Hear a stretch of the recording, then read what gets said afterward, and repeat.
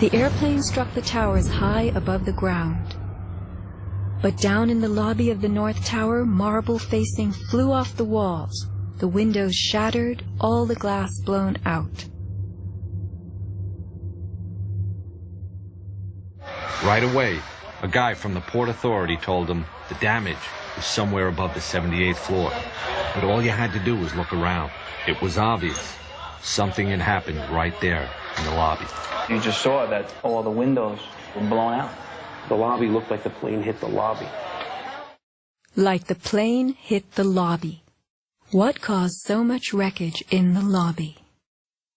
William Rodriguez, a maintenance employee at the World Trade Center and the last human being to exit the towers alive, describes a giant blast below his building. And all of a sudden we heard an explosion. It was a huge explosion that came from under my feet, meaning that it came from the sub-levels between B2 and B3. And then there was a huge explosion at the top of the building. You could hear the difference from the bottom and all the way through the top. The one from the top, which was actually seconds after, was heard very far away. The one at the basement was pretty loud, and you felt your actual feet moving with the floor. The tremor that is sent through the floors, that the walls cracked and the false ceiling totally collapsed. And that's when a person named Felipe David came running into our office saying, "Explosion, explosion, explosion." And when I saw him, he has all his skin pulled from under his armpits and missing pieces on his face. An explosion deep down in the tower before the plane crashed 95 floors above. Others lived to report enormous explosions below the towers.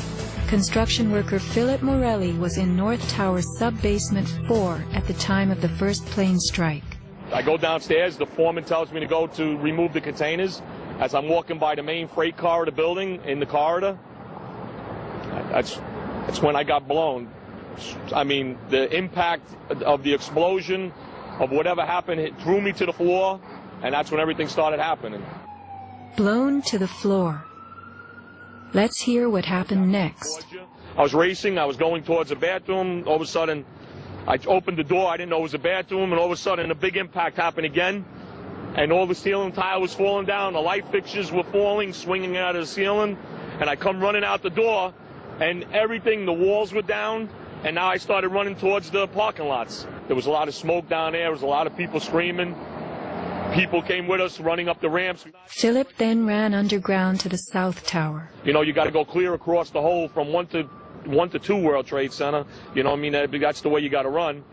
And then all of a sudden it happened all over again. Something else hit us to the floor. Right in the basement, you felt it. Walls were caving in. Everything that was going on. I mean, I know people that got killed in the basement. I know people that got broken legs in the basement. People that got reconstructive surgery because the walls hit them in the face. Engineer Mike Pecoraro in the 6th sub-basement found the parking garage and machine shop reduced to rubble.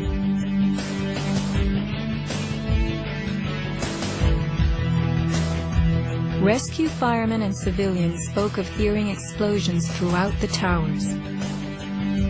Firefighter Lou Caccioli told People magazine that as he and others evacuated workers, bombs were going off inside the building. Explosions stalled elevators and filled entire floors with smoke and debris. An eyewitness who said there was an explosion on floor 7-8. To dispatch, we've just had another explosion. Warren Street because of the secondary explosion. We've got numerous people covered with dust from the secondary explosion. And we got another explosion on the tower, 1013. Tower 2 has had a major explosion and what appears to be a complete collapse surrounding the entire area. Who's involved in the secondary explosion?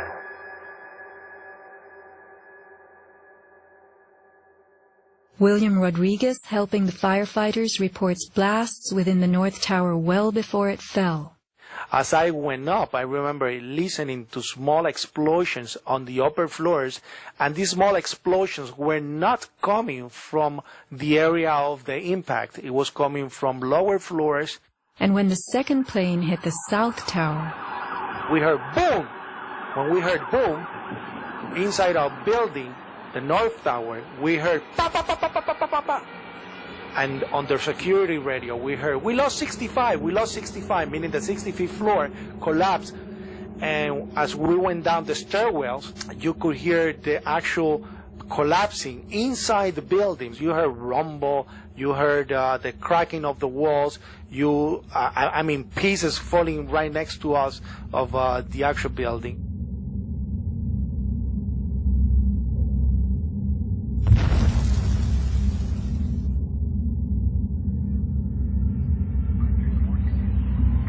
What happened at the base of the towers just before they came down? Smoke appeared at street level.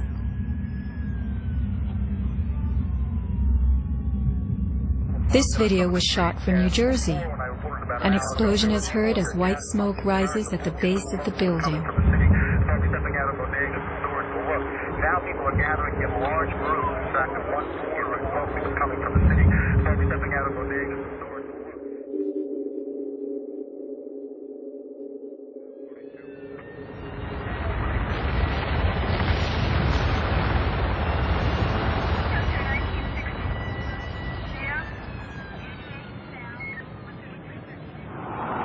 Watch the camera shake on its tripod as a large energy source rocks the ground. 9 seconds later, the North Tower falls. I heard like an explosion and then a cracking type of noise. And then it sounded like a freight train, rumbling and picking up speed. I looked up and I saw it coming down. As I came out of the North Tower, everything started trembling under my feet like an earthquake. The only thing I saw was a fire truck. I ran towards the fire truck and slid right under, when the building started to collapse right on top of the fire truck.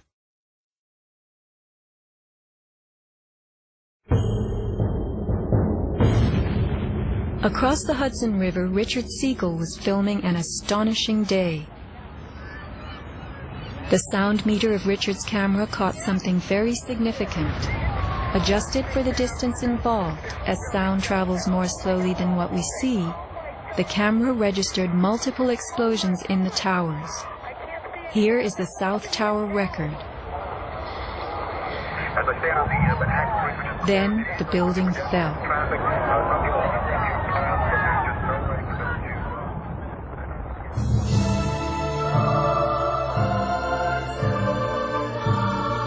Let's look carefully at the collapse itself.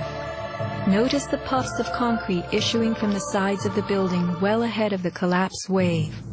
Called squibs in demolition language, these are actual explosives, charges firing visibly through the exterior as gravity pulls the building down.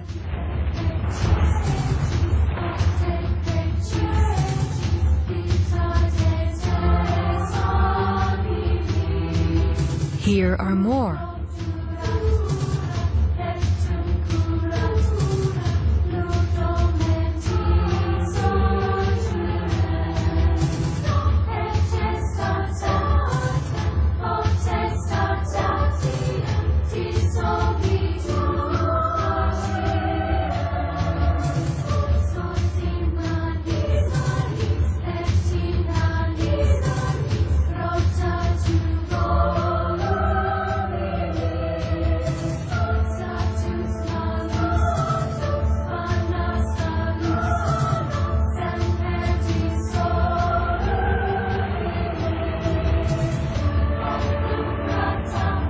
Shattering from the top, engulfed by banana peel plumes, these were no ordinary implosions.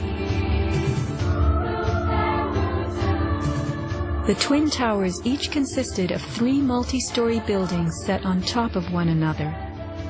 To sustain the weight of so many floors, the sky lobbies had to be extra heavily reinforced. Watch a big squib coming from the sky lobby band.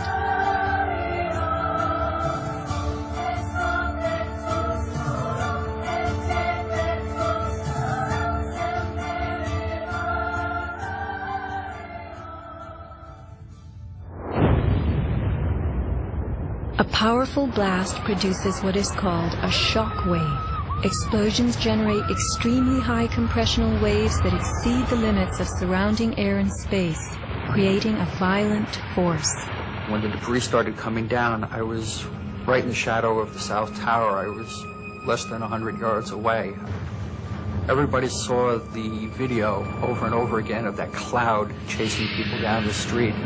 It was like a tornado. It was like being hit by a wave at the beach. But the wave was intense, it was hot, it was noisy. It was like getting hit in the back by gravel. Blocks, like somebody had picked up handfuls of rocks and was just throwing them at you. And the noise kept coming and coming. And one second I was running, and the next second I was flying.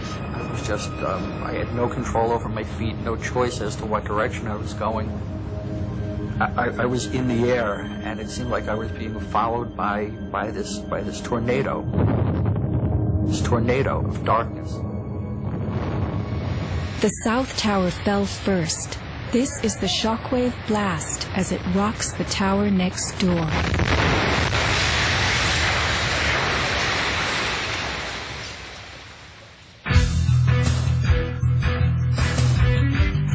As the buildings fell, they darkened Manhattan, filling the air with billowing clouds of dust and ash.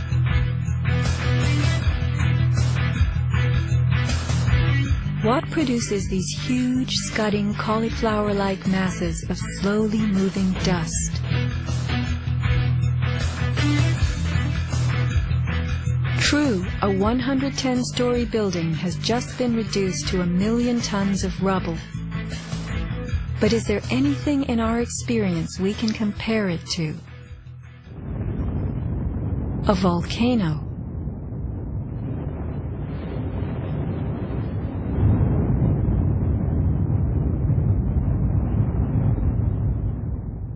The U.S. Geological Survey website provides us with a definition of a pyroclastic flow as a ground-hugging avalanche of hot gas and debris.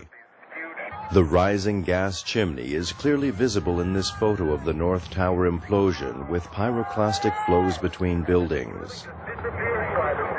The cauliflower shape of the debris clouds is a telltale sign of pyroclastic flows generated by massive explosions typical of volcanic eruptions and controlled demolitions. That is the second building that has gone down.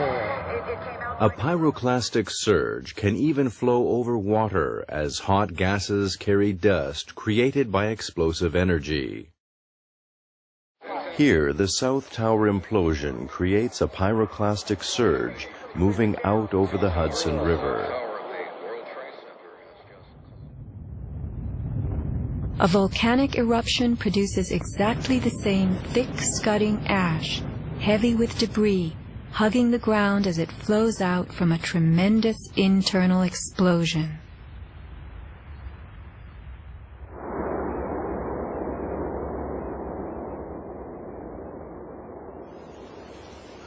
On the southern tip of Manhattan, surrounded by water, huge retaining walls were built below the World Trade Center to hold back the ocean and Hudson River. The bathtub, as it was called, held 7 levels of parking garages, maintenance rooms, and the New Jersey Path train station.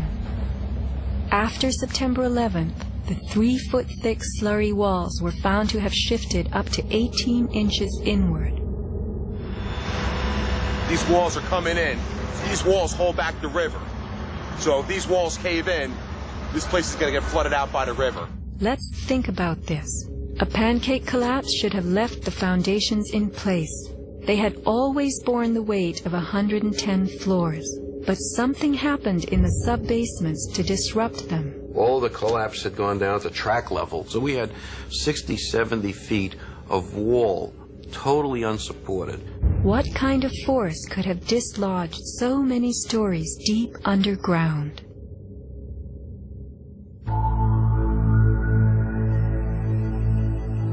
The pile itself seemed to have a life of its own. It spewed fire when we dug into it. The ground continued to burn. Les Robertson publicly reported that 3 weeks after the collapse, live fires burned and molten metal still flowed underground. You see how this debris is still smoking? That's from the fires that are still burning. 8 weeks later, we still got fires burning. Steel-toed boots is one of the biggest things. Out still on the rubble, it's still, I believe, 1,100 degrees. The guy's boots just melt within a few hours. In November 2005, physics professor Stephen Jones of Brigham Young University published a 25-page treatise on the collapse of the Twin Towers and Building 7, applying the laws of physics to the official story. From an interview on MSNBC.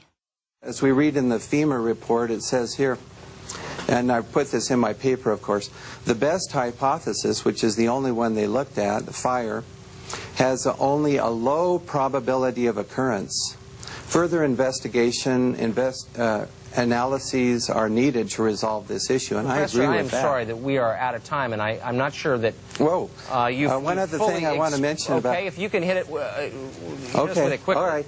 Okay, here we go. Molten metal in the basements of all 3 buildings. Right. And yet all scientists now reasonably agree that the fires were not sufficiently hot to melt the steel. So what is this molten metal? It's a direct evidence for the use of high-temperature explosives such as thermite. Thermite produces molten iron as an end product. Okay. We appreciate your coming on, even if I don't understand your theories. We appreciate you trying to explain them. Thanks. Professor Jones barely got in his mention of thermite. An incendiary used by the military, thermite is a compound of iron oxide and aluminum, which when ignited sustains an extreme heat reaction, creating molten iron. In just 2 seconds, thermite can reach temperatures over 4,500 degrees Fahrenheit, quite enough to liquefy steel. This is thermite melting the engine of a car. We know that open-air fires cannot burn hot enough to melt steel, but metal had melted at the base of the towers. The second product of a thermite reaction is aluminum oxide, visible as white smoke. Was thermite used in conjunction with explosives on September 11th? Watch this very bright substance pouring from the 81st floor of the South Tower.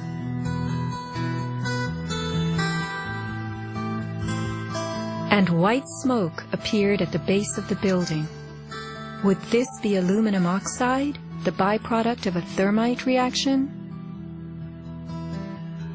Appendix C of the FEMA report describes sulfur residues on the World Trade Center steel. The New York Times called this the deepest mystery of all. Sulfur slightly lowers the melting point of iron, and iron oxide and iron sulfide had formed on the surface of the structural steel. Sulfur used with thermite is called thermate, producing even faster results.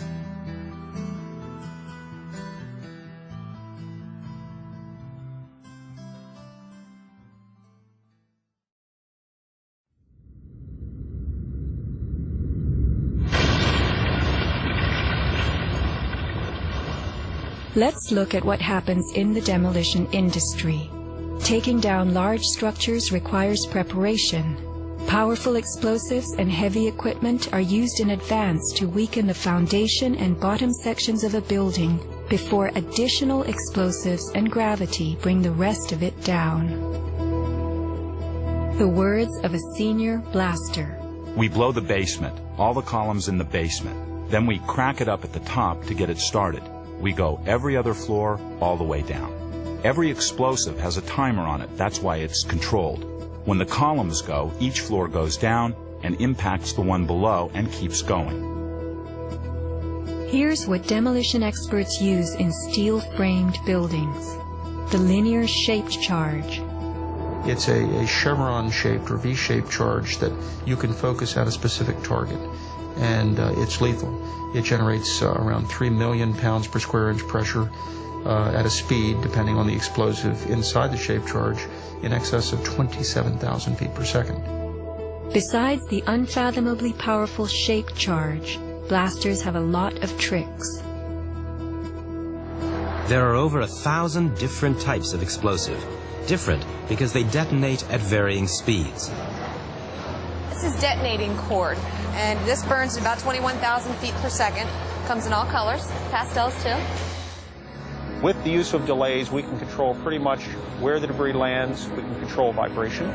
We can control noise levels. Timing and delays are the key to just about everything in our business.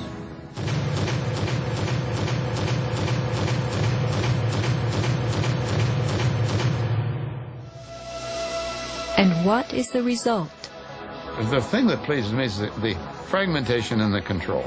One to take a building and break it up into millions of pieces and put it in this basement as artfully as we do it, and it works just like clockwork. So we've got it all down to a science. It gives me goosebumps to talk about it.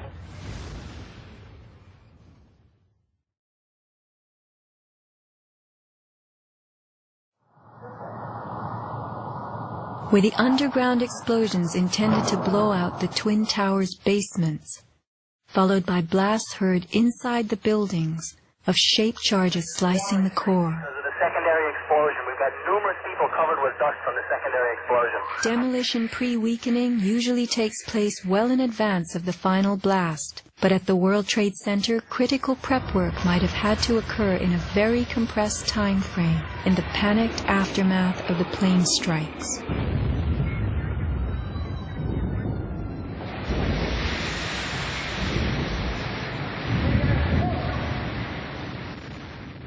These core columns were discovered after the collapse.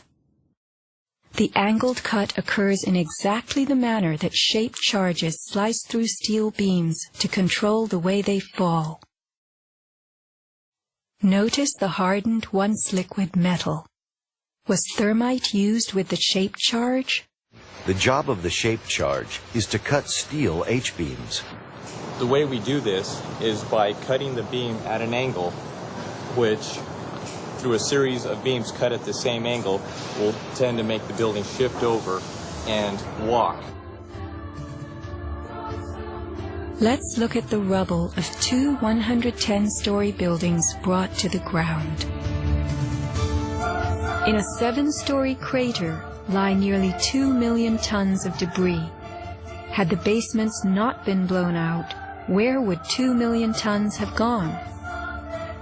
Heaped on the ground, ready to slide and spill? The art of controlled demolition.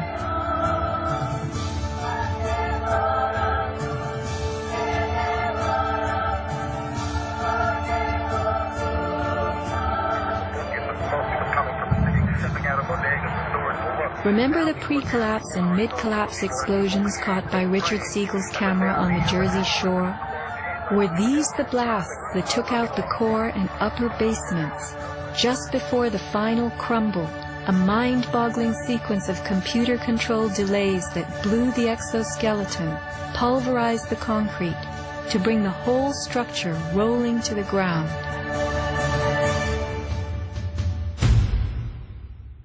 Was this the story of that day? Inside our building, the North Tower, we heard pa pa pa pa pa pa pa pa. And on the